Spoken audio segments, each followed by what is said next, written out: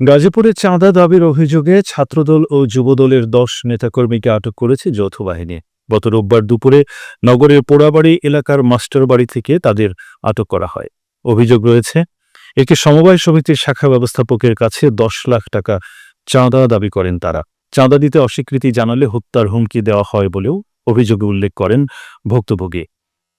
আটক হওয়া ব্যক্তিদের মধ্যে রয়েছেন গাজীপুর মহানগর ছাত্রদলের দপ্তর সম্পাদক বুরহান উদ্দিন, যুবদলের আহ্বায়ক সদস্য ইসমাইল হোসেন সহ আরও ৮ জন। পুলিশ জানায়, অভিযোগের ভিত্তিতে যৌথ বাহিনী অভিযান চালিয়ে র্যাব ক্যাম্প সংলগ্ন এলাকা থেকে তাদের আটক করে এবং পরে গাজীপুর সদর থানা পুলিশের কাছে হস্তান্তর করা হয়। তবে এ অভিযোগ অস্বীকার করেছে স্থানীয় বিএনপি নেতারা। তাদের দাবি, ঘটনাটি ভুল বোঝাবুঝি। বিষয়টি ছিল টাকা লেনদেন সংক্রান্ত এবং এই সমঝোতা বৈঠকের মধ্যেই এনজিও মালিক সেনাবাহিনীকে খবর দেন। এদিকে পুলিশ জানিয়েছে, আটক ব্যক্তিদের বিরুদ্ধে আইনগত প্রক্রিয়া চলমান রয়েছে।